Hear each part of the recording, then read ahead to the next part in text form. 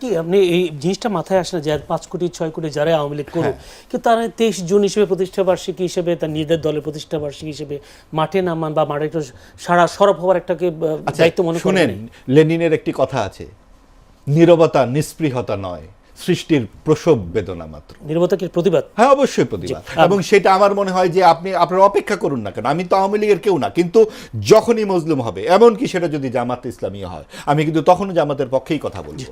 যে আপনি যদি জামাতকে আপনি জোর করে বলেন যে না, আপনি নির্বাচনে অংশগ্রহণ করতে পারবেন না, যেটা করেছিল আওয়ামী লীগ, এবং যেভাবে এটা অন্যায়, সেই অন্তর্ভুক্তিমূলক সমাজের আকাঙ্ক্ষা সেখানে ক্ষতিগ্রস্ত হয়। এবং আপনাকে সবাইকে কথা বলতে দিতে হবে, এবং আপনার আজকে যে এই নীরবতার ভাষা অনেক বেশি শক্তিশালী।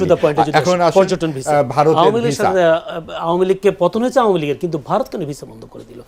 আওয়ামী লীগের তো পতন হয় নাই, রাজনীতিতে একদল আসবে যাবে, এটাই তো। যেহেতু গণতন্ত্র দিচ্ছিল না আওয়ামী লীগ, জনগণ তখন বাধ্য করেছে আওয়ামী লীগকে, ক্ষমতাচ্যুত করেছে, এবং তাকে ক্ষমতায় আসতে হলে জনগণের ভোটে আসতে হবে। যেমন এখন বিএনপি আছে, তার মানে চিরকাল সে থাকতে পারবে না, তাকে 5 বছর পরে আবার ভোটে দাঁড়াতে হবে। মুফতে জামাত যেটা করেছে, যে ওই যে 3% ভোট 36%-এ নিয়ে গেল সরকারি বন্দোবস্তে, তারা চাচ্ছে এই 77 আসনকে 177-এ করা যায় কিনা। যদি বিরোধী দল যত কম থাকবে, আমাদের 177 হওয়া তত সুবিধা। কিন্তু মুশকিলটা হচ্ছে এই 177 যে আপনি বিরোধী প্রধান দলে পরিবর্তন, আপনার আদর্শ কি, আপনার দর্শন কি, আপনার অর্থনৈতিক চিন্তা কি, আপনার শিক্ষা ব্যবস্থা কি, কিছুই আমরা জানি না। পর্যটন ভিসার যেই ব্যাপারটা, ভারতের রাজনৈতিক সিদ্ধান্ত তো আমরা বলতে পারবো না। একটা প্রতিবেশী দেশ হিসেবে নানান রকম টেনশন পারস্পরিক সকল দেশের মধ্যেই থাকে। বাংলাদেশের যে আবির্ভাবটা মুক্তিযুদ্ধের সময়, সেটা কি আসলে সকলের জন্য সহনীয় ছিল? বাংলাদেশ তো ভারতের প্রধানত প্রথম দিনই হয়নি। বঙ্গবন্ধু প্রথম সুযোগেই তাদের সেনাবাহিনী পাঠিয়ে দিলেন এবং ওআইসিতে গিয়ে যুক্ত হলেন। আপনি দেখুন যে মাত্র 3.5 বছরের মধ্যে এই ভদ্রলোক একটি দেশকে সেকুলারিজমের জায়গায় নিয়ে গেলেন, এবং এই সেকুলারিজম শুধুমাত্র বাংলাদেশের সংবিধানেই আছে, ভারতেও নাই। সমাজতন্ত্র ভারতের সংবিধানে ঢুকেছে 76 সালে, আমরা 71 সালে আমাদের যুক্ত হয়েছে। গণতন্ত্র, সমাজতন্ত্র, ধর্মনিরপেক্ষতা, এই চিন্তাগুলো বঙ্গবন্ধুর নিজস্ব, যেটা নির্বাচনের আগেও 70 সালে 69 সালেও তিনি সেইগুলো বলেছেন। এবং এই যে এই আলাপগুলো আমরা কেন করতে চাই, কারণ বাংলাদেশের যেই একটা আদর্শ, সেইটা কিন্তু মুক্তিযুদ্ধের মাধ্যমেই প্রকাশিত হয়েছে। সেইটাকে বারবার বাধাগ্রস্ত করে দেওয়া এবং অন্যদিকে পেছনের দিকে নিয়ে যাওয়ার জন্য যে যাত্রাটা, সেটা কিন্তু অন্তর্বর্তীকালীন সরকারের সময়ে সম্পন্ন হয়েছে। এই যে পাকিস্তানপন্থী যাত্রা, সেটাকে ভারতের টেনশন হতে পারে। ভারত সেই জন্য অন্তর্বর্তীকালীন সরকারের সময় এইসব বন্ধ, যেমন আপনি দীপুচন্দ্র দাসের ঘটনাটি দেখুন, সাম্প্রদায়িক যে ব্যাপারগুলো ঘটেছে, সরকারের তো সেখানে নিষ্ক্রিয়তা ছিল, এবং সরকার এই ধর্মনিরপেক্ষতার মূলে কুঠারাঘাত করেছে। যে জুলাই সনদ হয়েছে, সেখানে লেখা হানাদার বাহিনী, পাকিস্তান বাহিনী হানাদার বাহিনী হলো কবে? এই টেনশন যদি ভারত বোধ করে, আপনি তাকে দোষ দিতে পারবেন না। কিন্তু গণতান্ত্রিক সরকার আসবার পরপরই ভারতের সাথে বাংলাদেশের সম্পর্কে আমরা অনেক উন্নয়ন দেখতে পাচ্ছি। ভবিষ্যতে আটকে দিলেন, উনি বললেন যে প্রধানমন্ত্রীর যে তথ্য উপদেষ্টা, তাকে তিনি কূটনৈতিক পাসপোর্ট ছাড়া ওখানে যাবেন কেন? তিনি তো আগে থেকে ইনফরমেশন করা ছিল। ইনফরমেশন যদি থাকে, তাহলে এইটা এখানে বন্দোবস্তে কোনো ঝামেলা। আর সবচেয়ে বড় কথা, আপনি একজন কূটনৈতিক ব্যক্তিত্ব, দেশের একজন মন্ত্রী পর্যায়ের মানুষ, আপনি ওটা ছাড়া গিয়েছেন, এখন নিজেই বুঝুন যাবেন কেন। শেখ হাসিনা যে ফিরে আসবে, চলতি বছরেই ফিরে আসার যে একটা ঘোষণা তিনি দিয়েছেন এনডিটিভিকে, সেই ফিরে আসাটা আসলে কতটা সহজ, বা বাংলাদেশের কারো কাছে এরকম কোনো খবর আছে কিনা যে শেখ হাসিনা খুব দ্রুত ফিরবে? না, আমি এটা বলতে পারবো না কারোর কাছে খবর আছে কিনা, গোপনে কারোর কাছে খবর থাকতেও পারে, এটা তো আর আমার বলতে পারার কথাও না। আপনার সিনিয়র সাংবাদিক হিসেবে আপনাদের কাছে কোনো সময় ফোন, এটা সিনিয়র জুনিয়র কোনো ব্যাপার না ভাই, এটা উনি আসবেন কিনা উনি জানেন। তবে আপনি আমাকে আপনি আপনাকে জিজ্ঞেস করতে পারেন যে এটা আসলে সম্ভাব্য কি হতে পারে, আশাটা রাজনৈতিকভাবে কতটা গ্রহণযোগ্য হতে পারে, অথবা কি মানে এর আসার পর কি হতে পারে, এটা নিয়ে আলোচনা করতে পারেন। দেখেন, উনি আসবেন কি আসবেন না, এটা আপনাকে কনফার্ম হওয়ার জন্য 31 ডিসেম্বর পর্যন্ত ওয়েট করতে হবে। কারণ উনি বলেছেন যে এই বছরের মধ্যে আসবেন, 31 ডিসেম্বরের পরে তো এই বছর থাকবে না, কাজে আসলে উনি আগামী 5 মাসের মধ্যে আসবেন। এখন প্রশ্ন হচ্ছে আসবেন কিভাবে, অথবা আরেকটা প্রশ্ন হতে পারে আসলে পরে কী হতে পারে। এখন আসলে উনি আগে একবার বলেছিলেন, কিন্তু যখন ইউনূস সাহেব ক্ষমতা ছিলেন তখন বলেছিলেন যে উনি আশেপাশে আছেন, চট করে ঢুকে পড়বে। যাবেন। তো এই চট আর শেষ হয় নাই। ওই চট মানে যে অল্প সময়, যে কোনো সময়, ওটা আমরা গত কয়েক মাসে দেখি নাই যে উনি চট করে ঢুকে পড়েছেন, অথবা ঢুকতেও পারেন, ঢুকে আবার চলে গেছেন, এটা হইতে পারে, ওইটা আমি বলতে পারবো না। কিন্তু আমরা সেরকম কিছু দেখিনি। এই দফায় উনি আসতে পারেন, আবার আসতে নাও পারেন, কিন্তু আসেন আর না আসেন, উনি যে কথাটা বলেছেন এটাকে আমি গুরুত্ব দিই। আগেরবার চেয়ে এবারটা গুরুত্ব দিচ্ছেন। হ্যাঁ, আগেটা গুরুত্ব দিই না, এবারটা গুরুত্ব দিচ্ছি কেন, অনেক সময় না মানুষ মানে আপনার কথা বলার সময় স্লিপ অফ টাং হয়ে যায়, অথবা আবেগে আপ্লুত হয়ে কিছু বলে ফেলা। কিন্তু যখন মানুষ একটা কিছু লেখে, তোর মধ্যে হিসাব নিকাশ করে লেখে, আবার লেখাটা একবার রিভাইজ দেয়, পরে বানান টানান দেখে, এরকম। ওনার যে ইন্টারভিউটা এনডিটিভি প্রচার করেছে, এটাকে লিখিত ইন্টারভিউ। আসলে এনডিটিভি ওনাকে প্রশ্ন পাঠিয়েছেন, উনি এটা লিখিত উত্তর দিয়েছেন। কাজে এটা ওনার চিন্তা ভাবনা করে বলা কথা। শেখ হাসিনার ভালো মন্দ নিয়ে আপনি যত কিছুই বলেন না কেন, আমি কিন্তু শেখ হাসিনাকে মূর্খ মনে করি না। ওনার উনি মেধাবী লোক, কোনো সন্দেহ নেই এতে। একটা লোক এত অপকর্ম করছেন টানা 10-15 বছর, তাই না? একদম মানে কিছুই না বুঝলে, কিছুই না জানলে এটা পারতেন না, করছেন তো।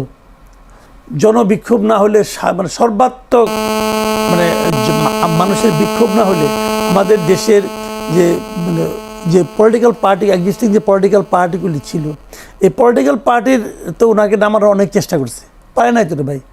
শেষ পর্যন্ত পাবলিকের নাম আসে যায় না, তাই না?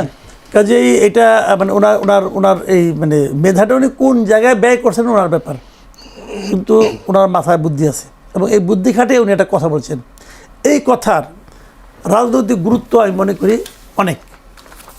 অনেক কীভাবে বলি আপনাকে। প্রথমত আমি যেটা মনে করি যে এর মাধ্যমে তার দলের যে নেতাকর্মী যারা আছে তাদের মধ্যে এক ধরনের, এটাকে কি বলবো, এক ধরনের এনার্জি, এক ধরনের এটা তৈরি হবে, এতে আমার কোনো সন্দেহ নেই। এর আবার নেতিবাচক দিকও আছে। এনার্জির ঠেলায় কেউ তো লাফায় রাস্তায় চলে আসবে, এসে পুলিশের দুটো পেদানি খাবে, অথবা একটা মামলা হবে, আবার তার ফ্যামিলি কিন্তু একটা দুর্বিষহ অবস্থার মধ্যে পড়বে। এটা হলো একটা নেতিবাচক দিক। ইতিবাচক দিক হলো তারা ডিসেম্বর পর্যন্ত এই এনার্জিটা তাদের মধ্যে লালন করবে। তারা ডিসেম্বর পর্যন্ত ভাববে যে হয়তো আমার নেত্রী আসবে। দেখেন, প্র্যাকটিক্যালি চিন্তা করলে শেখ হাসিনার আইসা, বাংলাদেশে আইসা আবার নতুন করে আওয়ামী লীগের দায়িত্ব নেওয়ার মতো বয়স ওনার নাই। আসলে বয়স একটা ফ্যাক্টর। আপনি যত পাওয়ারফুল লোক হন, ট্রাম্পের জন্য কিন্তু বয়স ফ্যাক্টর। কাজেই ওনার সেই অ্যাবিলিটি আছে বলে আমি পার্সোনালি মনে করি না। এনডিটিভি তাকে একটা প্রশ্ন করেছেন, বাংলাদেশের বর্তমান সরকারের কিছু সীমাবদ্ধতার সুযোগে আওয়ামী লীগ আবার খানিকটা জনসমর্থন ফিরে পাচ্ছে বলে দাবি করা হচ্ছে। এই সমর্থনকে রাজনৈতিক সাফল্যে রূপ দেওয়ার মতো সাংগঠনিক শক্তি আসলে আওয়ামী লীগের আছে কিনা? বাংলাদেশের সরকারের কি সীমাবদ্ধতা তাকে আসার পথটাকে পরিষ্কার করে দিচ্ছে কিনা? না, এটা এভাবে আমি বলবো না। শুনেন, বাংলাদেশে যতবার সরকার পরিবর্তন হয়েছে, যতবার যখন নতুন কেউ একটা ক্ষমতা এসেছে, প্রতিবারই আমি দেখেছি যেটা, নতুন যারা ক্ষমতা নিয়েছে তাদের জনপ্রিয়তার কারণে জনগণ তাদেরকে বসিয়েছে তা কিন্তু নয়।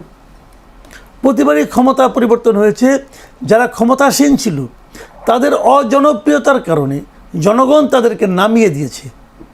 নামানোর পর যে আসছে, কিন্তু নতুন কাউকে চেয়ে চিনতে আল্লাহর কাছে দোয়া করে নিয়ে আসছে যে অমুকে না আসলে আমার দেশ চলবে না, এমনটি হয় নাই। বাংলাদেশে এবার নির্বাচনও তাই। এবারে নির্বাচন তো কোনো কেউ ছিল না, এবারে নির্বাচনটা একটু ডিফারেন্ট। এবারে নির্বাচন তো আর ইমিডিয়েট পাসটা সে তো আগেই পালাই গেছে, কাজে এইটা অন্যরকম। কিন্তু এর আগের প্রতিবারই কিন্তু একই রকম ছিল। তো এখন সেই জিনিসটা মানে আপনার এই গভর্নমেন্ট আসছে মাত্র 4 মাস, এই গভর্নমেন্টে যদি দেশ চালাতে ব্যর্থ হয়, এই গভর্নমেন্ট যদি মানুষের প্রত্যাশা পূরণ করতে ব্যর্থ হয়, তাহলে মানুষ অবশ্যই নতুন কাউকে আনবে। এখন সেটা আওয়ামী লীগকে বাদ দিয়েই হবে আমি এভাবে মনে করি না। যে কেউ আসতে পারে, আওয়ামী লীগও আসতে পারে, কিন্তু ডিপেন্ড করছে এই গভর্নমেন্টের উপর। এই গভর্নমেন্ট যদি ভালোভাবে চালায় তাহলে দেখবেন যে আওয়ামী লীগ অপ্রাসঙ্গিক হয়ে গেছে। জি, আমি আরও কয়েকটি বিষয় নিয়ে আসবো সেই ফিরে আসা নিয়ে। ব্যারিস্টার আসাদুজ্জামান ফুয়াদ, তিনি ফিরে আসলে মৃত্যুদণ্ডের রায় মাথায় নিয়ে দেশে ফিরবেন কিনা সেটা একটা প্রশ্ন। সেই সাথে তিনি ডিটিভিকে বলেছেন 24 পরবর্তী সন্ত্রাস ও জঙ্গিবাদ কায়েম হয়েছে। আরেকটি হলো 24 পরবর্তী পাকিস্তান মডেলের ধাবিত হয়েছে বাংলাদেশ। সংখ্যালঘুরা অনিরাপদ হয়েছে 24 সালের পরে, কি বলবেন আপনি? ধন্যবাদ। প্রথম কথা হচ্ছে যে আমি এ কথা বারবার বলেছি যে আওয়ামী লীগের রাজনীতিতে ফেরার আর কোনো সুযোগ নাই। পলিটিক্যালি, রাজনৈতিকভাবে সে ডেড। আওয়ামী লীগকে ফেরানোর চেষ্টা, সম্ভাবনা যারা দেখছেন অথবা করছেন, এটা সিম্পলি হচ্ছে একটা জাবর কাটা, আহা যদি হতো, হায় রে হায় যদি এমনটা করা যেত, এরকম এমন যদি হতো। এমন যদি হতো, এরকম একটা ফিলিংসের জায়গা থেকে আর কি। তো সেইটার প্রথম কারণ হচ্ছে যে পৃথিবীতে গত 100 বছরে অথবা তারও আগে এরকম কোনো ঘটনা নাই যে একজন শাসককে পদচ্যুত করা হয়েছে, তাকে গণ অভ্যুত্থানের মধ্য দিয়ে এমন স্বৈরশাসক তিনি আবার কোনো না কোনো ফর্মে ক্ষমতায় ফিরে আসছেন। বাংলাদেশের, আমাদের এই ভূখণ্ডের ইতিহাসে দেখবেন সেই 13শ শতাব্দীতে সেন বংশের যে রাজা লক্ষণ সেন তার রাজদরবারের পিছনের গেট দিয়ে খাবারের সময় পালায় চলে গেছেন। তো চলে যাওয়ার পরে কিন্তু লক্ষণ সেন আবার নদিয়া মুর্শিদাবাদ দখল করতে পারেন নাই, ফিরে আসেন নাই। তো 800 বছর পরে আমার এই বৃহত্তর সুবা বাংলা, যেটা সুলতানি বাংলা, সেই বাংলাতে এই ঘটনাটা দ্বিতীয়বার ঘটেছে। সেটা হচ্ছে শেখ হাসিনার ক্ষেত্রে। রান্না করা খাবার ছিল, টেবিলে গুছানো ছিল, খাবার সময়ও হয়েছিল, কিন্তু তিনি পিছনের দরজা দিয়ে পালায়া চলে গেছেন। এবং শুধু নিজে পালিয়ে যান নাই, পালিয়ে যাবার আগে ওনার আত্মীয় স্বজন যারা ছিল তাদের সবাইকে তিনি পালানোর ব্যবস্থা করেছেন। তো সেই রকম, যদি আমি কথাটা বারবার বলেছি, এটা শুনতে খারাপ লাগতেছে, গণভবনে যদি ওই দিনকার শেখ হাসিনা মারা যেত তাহলে আওয়ামী লীগ বেঁচে যেত, দল আকারে, তার রাজনীতি আকারে। কিন্তু যেই দলের নেতা তার পুরো লক্কর ঝক্কর বাহিনী সহ, আত্মীয় স্বজন সহ ধারাবাহিকভাবে 36 দিনে পালাইছে, সেই বাহিনীর নেতা আর কোনো দিন নেতা আকারে ফিরতে পারবে না। এটা সিম্পলি প্র্যাকটিক্যাল না। আওয়ামী লীগের লোকদের সাথে তো আমাদেরও কিছু পরিচয় আছে। আপনার আওয়ামী লীগের নেতাকর্মীরা নিজেরা একসাথে বসলে শেখ হাসিনা এবং তার ক্যাবিনেটের 14 গোষ্ঠী উদ্ধার করে তারা কনভারসেশনে। আওয়ামী লীগের নেতাদের এক গ্রুপ আরেক গ্রুপ কলকাতায় মারধরও করছে, ঘরের ভিতরে বিভিন্ন জায়গায় সুযোগ পাইলে মারতেছে। কারণ যারা রাজনীতি করছেন বহু বছর, তারা দেখতে পেয়েছেন যে হাসিনার মিসগাইডেড পলিটিক্স, গণহত্যা, নির্বাচন ধ্বংস করে দেওয়া, ভারতের সাথে মাখামাখি সব কিছু মিলে কিভাবে একটা রাজনৈতিক দল ধ্বংস হয়ে গেছে।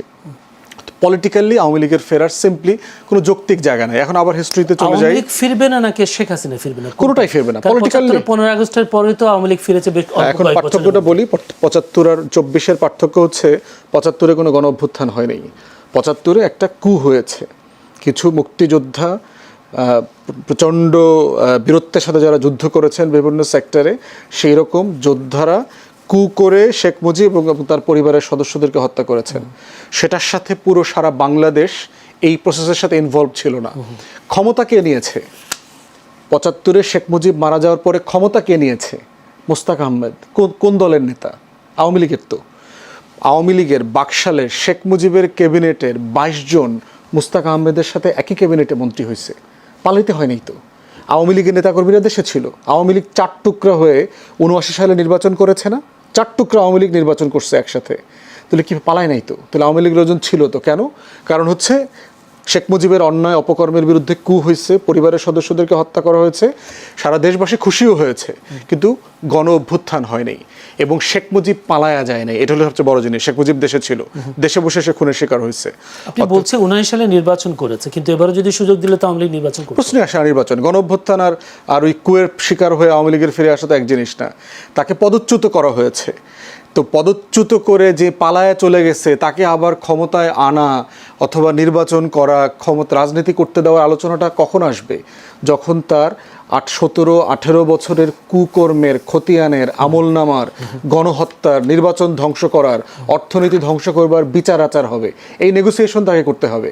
যেই দলের একটা নেতাকর্মী এখন পর্যন্ত জাতির কাছে ক্ষমা চায় নাই, তারা শুধু ক্ষমা চাই না, বরং তারা এখনো পর্যন্ত মিছিল মিটিং করে হাসিনার কর্মকাণ্ডের প্রশংসা করে যাচ্ছে।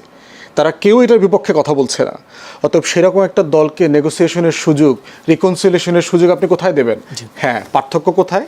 যারা ফৌজদারি অপরাধ করেছেন তাকে ফৌজদারি বিচার করবেন, রাজনীতি অন্য জিনিস। আওয়ামী লীগ দল আকারে রাজনীতি করতে পারবে না, কিন্তু ব্যক্তি যারা কোনো ফৌজদারি অপরাধ করেন নাই, যারা অন্যায় করেন নাই, তাদেরকে মিথ্যা মামলা দিয়ে হেনস্থা করা, চাঁদাবাজি করা, তারপরে তাদের ব্যবসা বাণিজ্য দখল করা, সেইটা হচ্ছে আইনের শাসনের লঙ্ঘন। ওই সীমাটা আমাদেরকে মেনে চলতে হবে। সেক্ষেত্রে আমি যেটা প্রশ্ন করেছিলাম যে 24 পরবর্তী পাকিস্তান মডেলের দিকে ধাবিত হচ্ছে দেশ, 24 পরবর্তী সন্ত্রাস ও জঙ্গিবাদ কায়েম হয়েছে, সংখ্যালঘুরা অনিরাপদ, এই তিনটা অভিযোগ তিনি করেছেন। প্রথম কথা, সংখ্যালঘু ব্যবসা দেখেন, বাংলাদেশে সংখ্যালঘু নিরাপত্তাহীনতা এটা একটা দিল্লির বয়ানের পলিটিক্স, যেটা আওয়ামী লীগ কন্টিনিউ করে যাচ্ছে। এবং আবুল বারাকাতের যদি রিসার্চ দেখেন, একটা বাটপার অর্থনীতিবিদ, যেটা আওয়ামী লীগের দালাল, ভারতের দালাল, এই দালাল অর্থনীতিবিদও পর্যন্ত দেখিয়েছে গত 30, 40, 50 বছরে আমাদের সংখ্যালঘুরা তাদের জমি জমা, ধন সম্পদ, বাড়িঘর দখলের লার্জ অ্যামাউন্ট 70 থেকে 80% হচ্ছে আওয়ামী লীগের নেতাকর্মীরা করছে। কিভাবে হইল? আওয়ামী লীগের সময় আপনার মনে আছে, প্রিয়া শাহ নামে এক হিন্দু মহিলা ট্রাম্পের কাছে গিয়ে বিচার দিছে না, যে বাংলাদেশের 3-4 কোটি হিন্দু এখানে অনিরাপদ। তো এটা কার আমলে করছে? কার আমলে? এই যে গত হাজার হাজার হিন্দুরা দেশ ছেড়ে চলে গেছে, বাংলাদেশের 56 বছরের ইতিহাসে সবচেয়ে বেশি সময় ধরে ক্ষমতায় ছিল কারা? দিল্লির ব্লেসিং পাওয়া সরকার, আওয়ামী লীগ এবং জাতীয় পার্টি, প্রায় 30-35 বছর, 35-36 বছর। তাহলে এই পুরো সময়ে যদি হিন্দুদের সংখ্যা কমে যায়, অনিরাপদ হয়, চলে যায়, কার আমলে হয়েছে? তাদের আমলিত হয়েছে। প্রশাসনে দেখেন, সাবেক যে ডক্টর মোমেন যে ছিল আওয়ামী লীগের ফরেন মিনিস্টার, সে বলেছে না, প্রশাসনে 22 থেকে 26% পর্যন্ত হিন্দু জনগোষ্ঠী আছে। কিভাবে সম্ভব? তাদের জনগোষ্ঠী হচ্ছে 8-9%। তাহলে সিভিল সার্ভিসে তারা কিভাবে এই পরিমাণ সংখ্যায় যায়? এটা কি বৈষম্যের এক্সাম্পল? তাহলে এই বাস্তবতায় দেখতে হবে যে সত্যতা কতটুকু, আর হচ্ছে এর ভিতরে পলিটিক্স কতটুকু।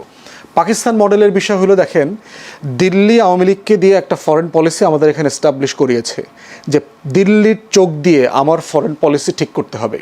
যেভাবে 71 সালে সেই সেপ্টেম্বর-অক্টোবর মাসে 7 দফা চুক্তি চাপিয়ে দিয়েছে যে আমার কোনো ইন্ডিপেন্ডেন্ট ফরেন পলিসি থাকতে পারবে না, যে শর্তে ভারত আমাকে সাহায্য করেছে। অতএব সেই দিল্লির চোখ দিয়ে কেন আমি পৃথিবী দেখবো? আমি তো একটা স্বাধীন দেশ।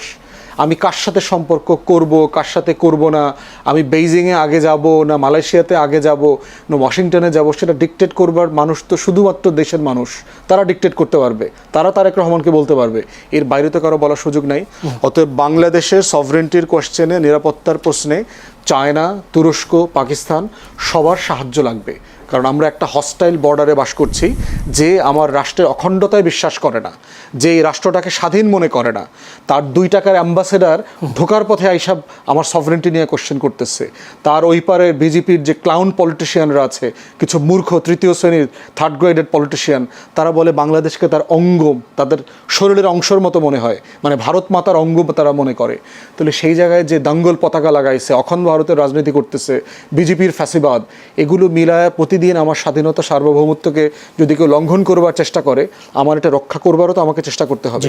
সেটার জন্য যদি বেইজিংয়ের সাথে সম্পর্ক করতে হয়, তুরস্কের সাথে করতে হয়, পাকিস্তানের তৈরি করা F-17 থান্ডার প্লেন কিনতে হয়, আমার দেশের 2 কোটি নাগরিককে যদি ট্রেন করতে হয়, সামরিক প্রশিক্ষণ দিতে হয়, সবই করতে হবে আমার স্বাধীনতা রক্ষা করবার জন্য। স্বরাষ্ট্রমন্ত্রী সালাউদ্দিন আহমেদ গতকালকে এই মন্তব্যটা করেছেন, আওয়ামী লীগের দাফন হয়ে গেছে দিল্লিতে, দলটি বাংলাদেশে রাজনীতি আর করতে পারবে না বলে মন্তব্য করেন তিনি। আওয়ামী লীগ কি আসলে আর পুনরুজ্জীবিত হতে পারবে? ধন্যবাদ, শুভেচ্ছা সবাইকে। দেখুন, সরকারের একজন গুরুত্বপূর্ণ ব্যক্তি সরাসরি যখন এরকম মন্তব্য করেন, নিশ্চয়ই তার পেছনে অনেক যুক্তিগ্রাহ্য বিষয় আছে, যে কেউই যে কোনো বিষয়ে বক্তব্য রাখতে পারেন। কিন্তু আমরা যদি একদম সাদা চোখে দেখি যে পরস্পরকে নস্যাৎ করবার যে একটি রাজনীতি আমরা দেখে অভ্যস্ত, বিশেষত গত 20 বছর যদি ধরেন, বিশেষ আওয়ামী লীগের 17 বছরের শেষ 12 বছরে তো বিরোধী পক্ষকে দাঁড়াতেই দেওয়া হয়নি। তার বিরোধিতা করলেই তাকে জামায়াত এবং বিএনপি আখ্যা দেওয়া হয়েছে, বলা হয়েছে তারা অগ্নি সন্ত্রাস করে, আগুনে তাদেরকে আগুন দেওয়াই হচ্ছে তাদের একমাত্র কাজ। এবং সেই হিসেবে আমরা দেখেছি যে 3টি নির্বাচন হয়েছে বিরোধীদের ছাড়া, 14, 18 এবং 24, একটা আমিডামি নির্বাচন, রাতের বেলা নির্বাচন, একা একা নির্বাচন।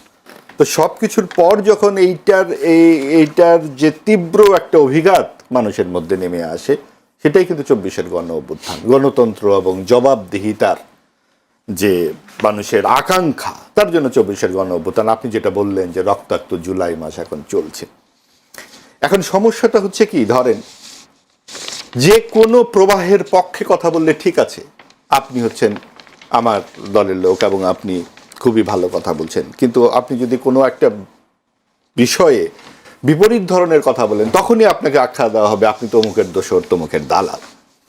তখন যেমন বিএনপি জামাতের পক্ষে বলা হলে তখন বলা হয়েছে বিএনপি জামাতের দালাল। এখন যদি বলা হয় যে আপনি নিজেই একটি রাষ্ট্রীয় ক্ষমতায় বসে বলছেন যে আওয়ামী লীগের রাজনীতি দিল্লিতে ধ্বংস হয়ে গেছে, আপনি তো রায়ই দিয়ে দিচ্ছেন, তাহলে কি আর বিচারের অবসরটা থাকছে?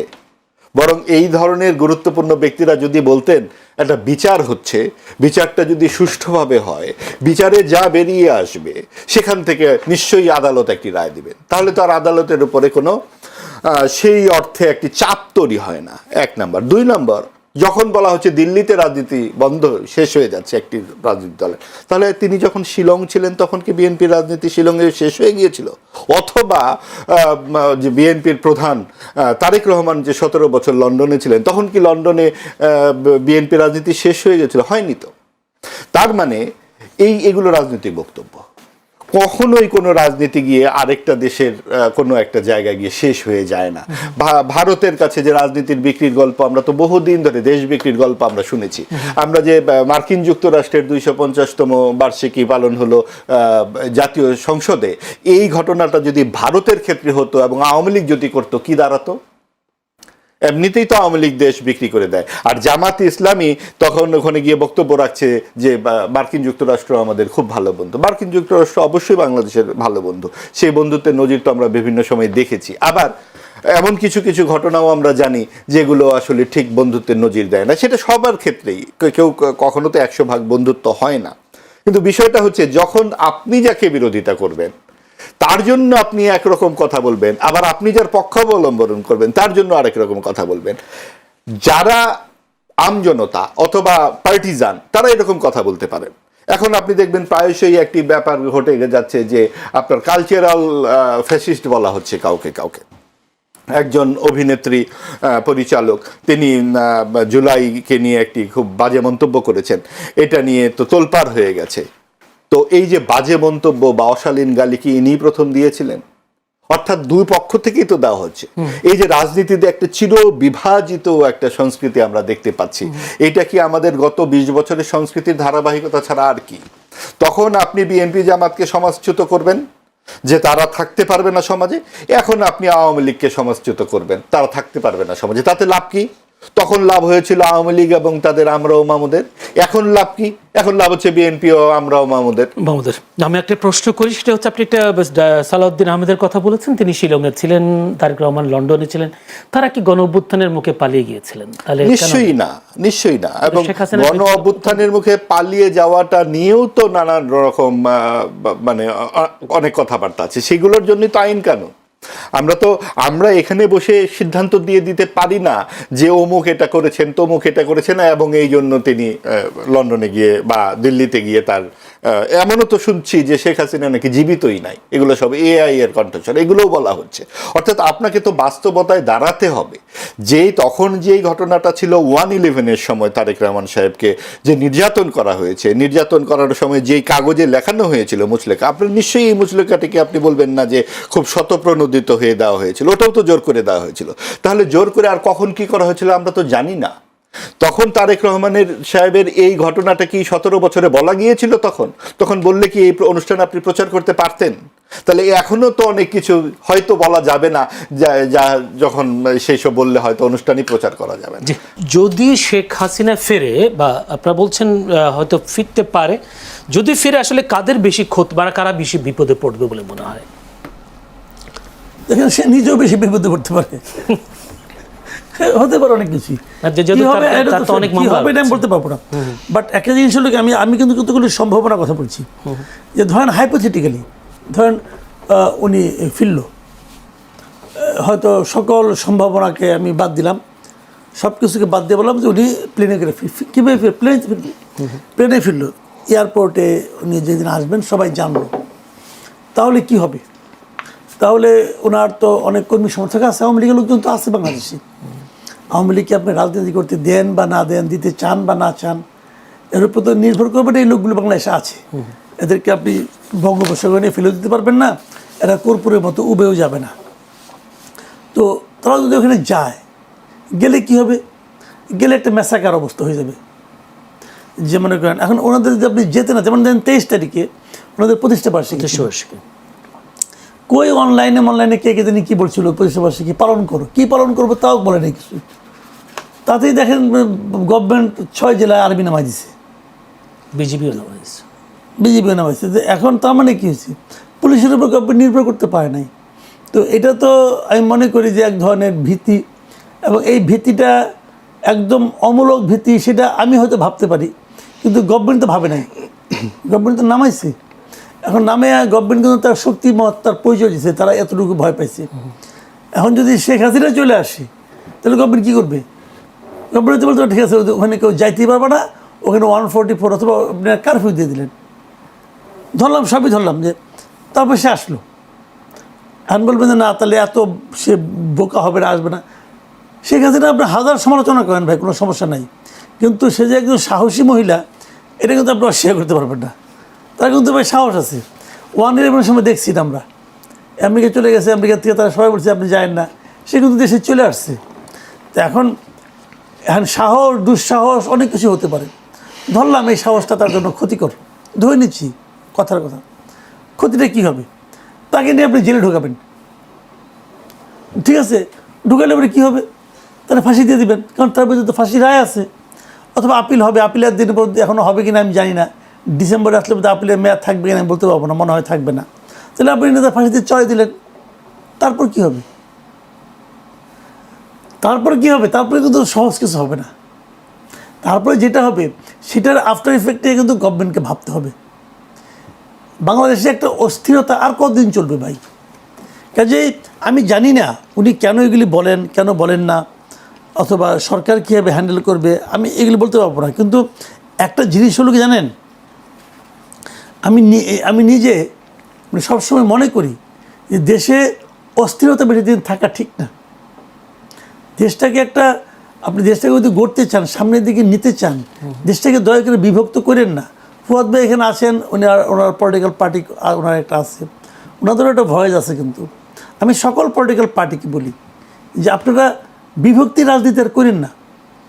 যে খারাপ, সে সমাজে খারাপভাবে চলবে, লোককে তাকে খারাপ বলবে, তাকে লোকে ভোট দেবে না। কিন্তু সবাইকে নিয়ে চলার চেষ্টা করেন। ওই তুমি বাদ, তুমি এই দেশে নাগরিকই না, যাও, তুমি কোনো কথা বলতে পারবে না। এই যে প্রবণতাটা, এই প্রবণতাটা না আলটিমেটলি দেশের জন্য লং রানে কোনো উপকার আসবে না, এটা আমি নিজে পার্সোনালি বিশ্বাস করি। আর ফুয়াদ ভাই যে কথাটা বললো যে আওয়ামী লীগ মানে যে দলটাকে দেশ থেকে একবার পালাইয়া যেতে হয়, তারা আর ব্যাক করতে পারে না, এটা হয়তো অনেক জায়গায় আছে, আবার অনেক জায়গায় নাইও। কিন্তু কি আছে কি নাই তার উপর আগামীকালকেও হবে, এটাও ঠিক না। আবার বৃষ্টির দিনে বজ্রপাত হয়, শুক্রবার সময় বজ্রপাত হয়, হতেই পারে। এই যে মার্কোস চলে গেছিলো ওটা ফিলিপিন্স থেকে, তার পোলা তখন ওই দেশের করে সরকার প্রধান, তারই ছেলে, ওই পার্টি। তো এগুলো হবে না একদম, তা তো না। তো এখন কোশ্চেনটা হলো কি, মানুষ অনেক কিছুই ভাবে। বিষয়টা হলো যে বর্তমান সরকার যদি আওয়ামী লীগের আসার প্রয়োজনীয়তাটাকে জনমনে বুঝাতে পারে যে ওকে ছাড়াও তোমাদের চলবে, দেখো না আমি কত ভালো করতেছি, তাহলে মানুষ চুপচাপ থাকবে।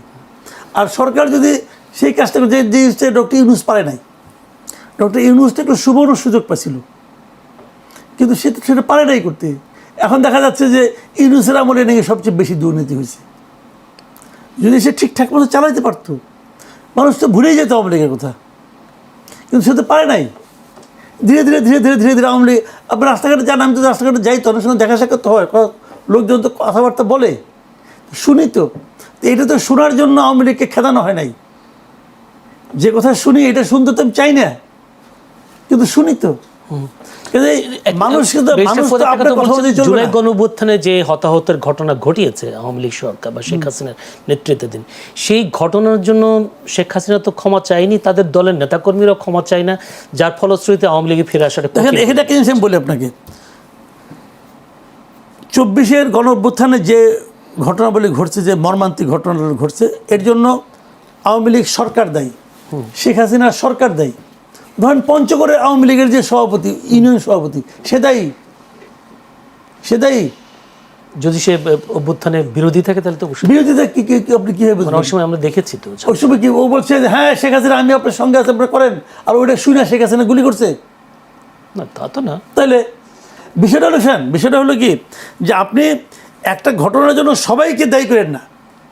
সবাইকে দায়ী করলে আর কেউ থাকবে না বাকি ভাই, সবাইকে দায়ী করলে আর কেউ থাকবে না, সবাই মিলে এই একাম করে নাই। তো এখন এই ঘটনাগুলির জন্য আওয়ামী লীগের উচিত ছিল ক্ষমা চাওয়া, আমি মনে করি পার্সোনালি ক্ষমা চাওয়া উচিত ছিল। সেই ক্ষমা চাওয়ার মতো উদ্যোগ আপনি নিয়েছেন, নেন না কেন? সরকারই তো নিতে পারে ইচ্ছা করলে। ক্ষমতা সে কোথায় কার কাছে চাবে? 1 নম্বর। 2 নম্বর, প্রথম দিকে কয়েকদিন দেখেন আওয়ামী লীগের, আমি যেটা মনে করি আওয়ামী লীগের ওই সময় সরকারে যারা ছিল, আওয়ামী লীগ দল যারা চালাতো, সেন্ট্রাল কমিটিতে যারা ছিল, আওয়ামী লীগের বিভিন্ন এমপি যারা ছিলেন, এরা প্রত্যেকটা লোককে আপনি দায়ী করতে পারেন, কোনো সমস্যা নেই। কিন্তু তার বাইরে এরকম লোক খুলতে সারা দেশে কত হবে? 10,000 হবে, 50,000 হবে, 1 লাখ হবে, এর চেয়ে বেশি আপনি পাবেন না যারা এই কাজের সঙ্গে জড়িত ছিল। তো তাদের কি হবে? তাদের কি রাজনীতি করার অধিকার থাকবে না? এটা কি আপনি বলবেন না এই আওয়ামী লীগের রাজনীতি এর জন্য দায়ী? যদি আপনি বলেন আওয়ামী লীগের রাজনীতি কি 2014 থেকে শুরু হয়েছে নাকি রে ভাই? এর আগে আওয়ামী লীগের রাজনীতি ছিল না? অবশ্যই ছিল। তাহলে কাজেই এত সরলীকতা, হ্যাঁ আপনার হয়তো ব্যক্তিগত একটা ক্রোধ থাকতে পারে, রাগ থাকতে পারে, কই ওই যে ক্ষমা চাওয়ার কথা বলতেছেন, ক্ষমা তো জামাতও চায় না। জামাত চাইছে ক্ষমা পর্যন্ত, বিভিন্ন জামাত ওই সময় এই রাজনীতি করে নাই। ওই সময় যে গণহত্যা হয়েছে, ওই গণহত্যার প্রতি কি জামাতের রাজনীতি ছিল না? জামাত ক্ষমা চাইছে? চায় নাই তো। আমাদের এখানে আওয়ামী লীগও চায় নাই, জাসদও চায় নাই, ওয়ার্কার্স পার্টিও চায় নাই। চাওয়া উচিত আমি মনে করি। তোমরা তো ভুল